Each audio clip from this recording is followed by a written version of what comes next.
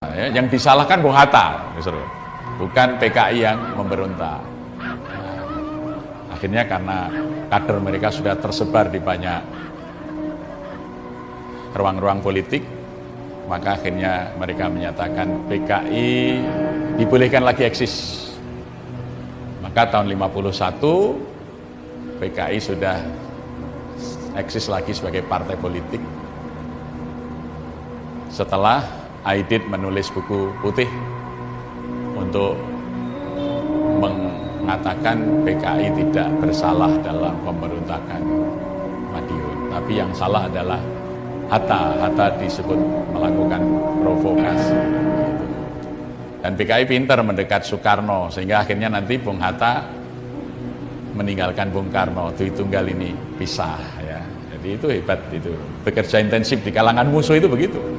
Dwi Tunggal yang dari awal perjuangan kemerdekaan satu bisa dipisah oleh PKI, dan kemudian Bung Karno lebih dekat dengan Aidit daripada dengan Hatta. Maka ketika pemilu 55 PKI sudah menjadi partai dengan pemilih terbesar keempat. PNI, Masyumi, NU, PKI. Hanya dalam waktu 4 tahun PKI setelah dihapus dosanya sebagai pemberontak, mereka sudah siap karena kadernya tadinya di partai-partai yang lain dititipkan. Begitu ini eksis, ngisi partai semuanya. Strategi mereka itu begitu. Seperti kalau bahasa Jawa itu, PKI itu seperti emprit gandil. Jadi menetaskan telurnya di sarang burung yang lain. Ya, jadi ceritanya orang Jawa itu, emprit gandil itu kalau bertelur itu dia diiramkan kepada sarang-sarang burung perenjak. Telurnya burung perenjak dibuang.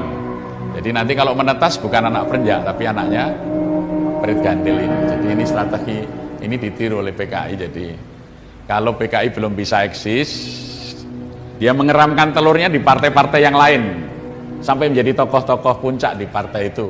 Nanti ketika lewat partai-partai itu memperjuangkan supaya PKI bisa eksis, dia kembali ke sarang apa? Ke bentuk aslinya. Partai-partai yang lain ditinggal kosong itu. Itu strateginya begitu. Ya. Prit gandil. Maka dulu kalau menjadi kode-kode rahasia, jadi ya tit gitu ya suaranya burung ketasi atau prit gandil itu ya.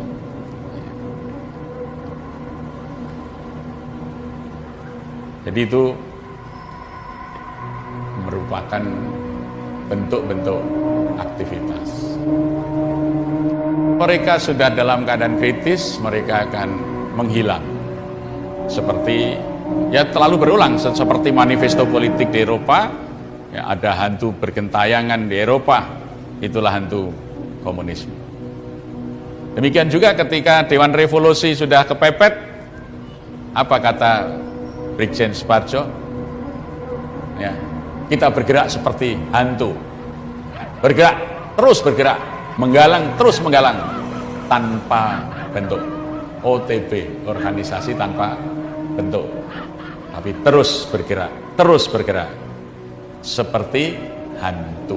Nanti tiba-tiba muncul. Maka simbol-simbol bangkitnya PKI itu selalu menggunakan simbol-simbol hantu. Kita melihat ketika reformasi muncul memedi sawah di mana-mana, ya. Bahkan pernah ada festival memedi sawah. Sebetulnya itu simbol kita sudah hadir, gitu. Organisasi tanpa bentuk itu berupa sel-sel yang satu kelompok dengan yang lain tidak saling mengenal, tapi secara ideologis sama. Nanti kalau sudah muncul hantunya, oh itu kawan, oh itu kawan, itu kawan, itu kawan. Nah, ya, itu.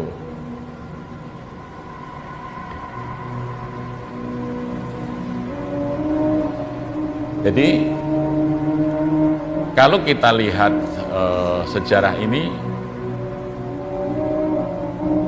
sepertinya suasana politik akhir-akhir ini kok seperti tahun 63-64. Ya, gitu. Saya tidak tahu apakah MKTB itu berjalan intensif dan sudah kuat waktunya untuk hadir,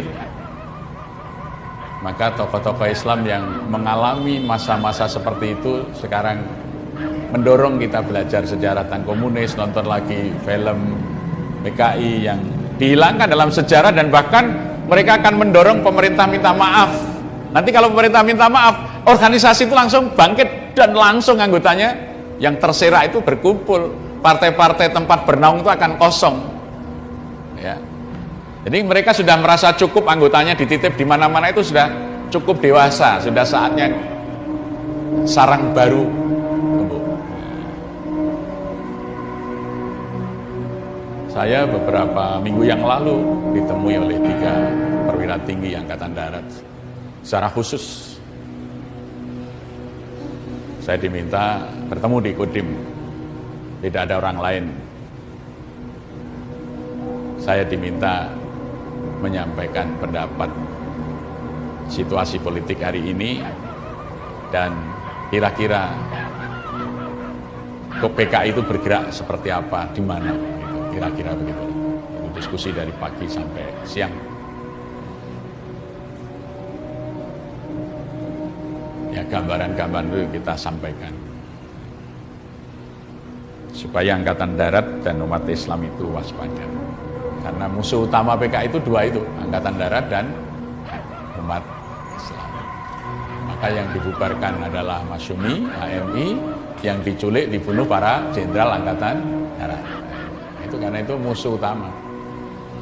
Dan dua-duanya ini akan disusupi melalui MKTB. Jadi kalau dulu ada demonstrasi, maka akan digerakkan demonstrasi tandingan. Jadi diadu rakyat. Dulu strateginya disebut demo kontra demo. Dulu namanya. Mungkin kalau bahasa sekarang persekusi. Ya, kalau dulu namanya demo kontra demo. Jadi kalau ada umat demo, masyarakat demo, nanti ada kelompok lain mendemo yang demo tadi, dihadapkan gitu, ya. Itu strategi PKI, demo kontra demo.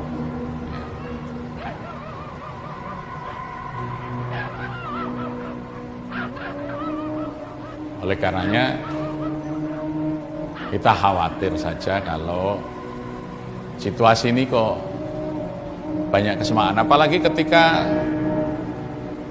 Fadlizon mengunggah potong BP angsa, loh kok persis ya. Jadi dulu di sini kalau pagi operasi dari RPKAD itu, RPKAD Resimen Komando Angkatan Darat itu, dia mulai operasi dengan lagu komandonya.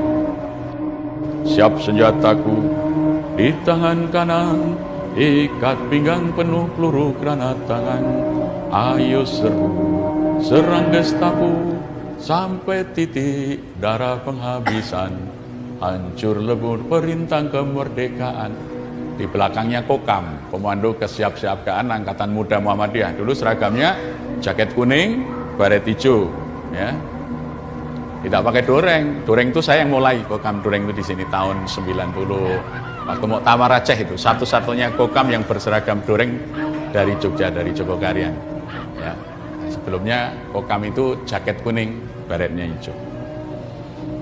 Itu di belakang RPK dia punya lagu, potong bebek angsa masa dikuali, bapakne PKI ibune gerwani, ayo diciduk digawa neng Bantul pakani diwul.